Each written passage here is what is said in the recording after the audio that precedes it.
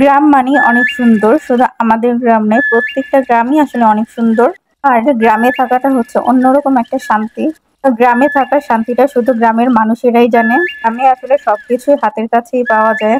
পুকুরের মাছ আর নিজের হাতে লাগানো সবজি আর নিজেদের পালা মুরগি সবকিছুই হাতের কাছে পাওয়া যায়, কোনো কিছুর জন্য বাজারে যেতে হয় না।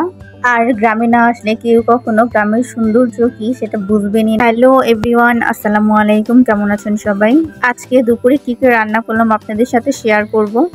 কুমড়ো পাতা দিয়ে পুলি তৈরি করব, ভাত রান্না করব, ডাল রান্না করব এবং দেশি আলু দিয়ে মাছ রান্না করব। কুমড়ো পাতার পুলি বানাবো, তাই কুমড়ো গাছের নিচে চলে আসলাম পাতা নেওয়ার জন্য। কুমড়ো পাতার পুলি বানানোর জন্য কচি কচি পাতা খুঁজে গাছ থেকে পেরে নিচ্ছিলাম, কারণ পুলি বানানোর জন্য আমার কচি পাতাগুলোই দরকার। পাতা পাড়া হয়ে গেলে আমি বাড়ির দিকে চলে আসছিলাম।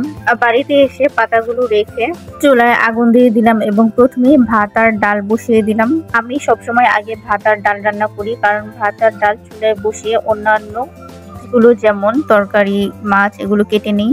এখন আমি শুটকিগুলো ধুয়ে নিব। আর আমি যেহেতু শুটকি দিয়েই পুলিগুলো তৈরি করব, তাই শুটকি ধুয়ে নিচ্ছিলাম এবং যে কুমড়ো পাতাগুলো পেরিয়ে নিয়েছি সেই পাতাগুলো ভালোভাবে ধুয়ে পরিষ্কার করে নিয়েছি। আর যেহেতু মাছ রান্না করব, তাই মাছ আর আলু ধুয়ে পরিষ্কার করে নিয়েছি। শুটকি, কুমড়ো পাতা, মাছ ধুয়ে পরিষ্কার করতে করতে আমার ডাল হয়ে গেছে। ডাল ঘুটনি দিয়ে ডালটা ঘুটে নিলাম এবং ডালের মধ্যে কিছু কাঁচামরিচ দিয়ে দিলাম। কাঁচামরিচ দেওয়ার পর কিছুক্ষণ ডাল জাল দিয়ে চুলা থেকে নামিয়ে নিব এবং ডাল বাগার দেওয়ার জন্য চুলায় কড়াই বসিয়ে দিব এবং কড়াইতে পেঁয়াজ ভেজে নেব। পেঁয়াজ ভাজা হয়ে গেলে ডালের মধ্যে দিয়ে ডালটা নামিয়ে নিব এবং চুলায় অন্য আরেকটা কড়াই বসিয়ে দিব এবং সেই কড়াইতে তেল দিয়ে দিব। আর এইদিকে কুমড়ো পাতার পুলি তৈরি করার জন্য কুচি করে পেঁয়াজ কেটে নেব এবং হলুদ মরিচ পেঁয়াজের সাথে মাখিয়ে নিব, সাথে স্বাদ মতো লবণ দিয়ে দিব। এখন চুলায় একটা কড়াই বসিয়ে দিব এবং কড়াইতে তেল দিয়ে দিব। তারপর মেখে রাখা মশলাগুলো এবং কিছু শুটকি কড়াইতে দিয়ে কিছুক্ষণ তেলে ভেজে নিব। কিছুক্ষণ ভাজার পর তার মধ্যে একটু পানি দিয়ে দেব এবং কষানোর জন্য ঢেকে রাখবো। কিছুক্ষণ পর ঢাকনা তুলে নিব এবং এর সাথে মশলাগুলো মেশানোর জন্য অনেকক্ষণ ভালোভাবে নাড়াচাড়া করে নিব। অনেকক্ষণ ভালোভাবে নাড়াচাড়া করে মশলাটা যখন হয়ে যাবে তখন চুলা থেকে নামিয়ে নিব এবং ধুয়ে রাখা কুমড়ো পাতাগুলোর মধ্যে মশলা দিয়ে দিব। মশলাটা দিয়ে ভালোভাবে পাতাগুলো মুড়ে দিব এবং কড়াইতে দিয়ে দিব।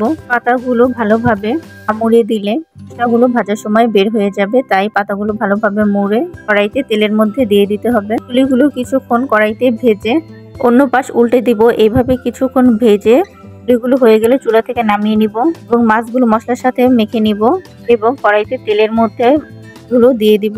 মাছগুলো কিছুক্ষণ কষানো হলে মাছের মধ্যে আলু দিয়ে কিছুক্ষণ ঢেকে কিছুক্ষণ পর ঢাকনা তুলে মাছটা ভালোভাবে নাড়াচাড়া করে নিব। নাড়াচাড়া করে কষানো হলে তার মধ্যে পানি দিয়ে আবার ঢেকে দিব। কিছুক্ষণ পর মাছগুলো যখন হয়ে যাবে তখন বাটিতে তুলে নিব।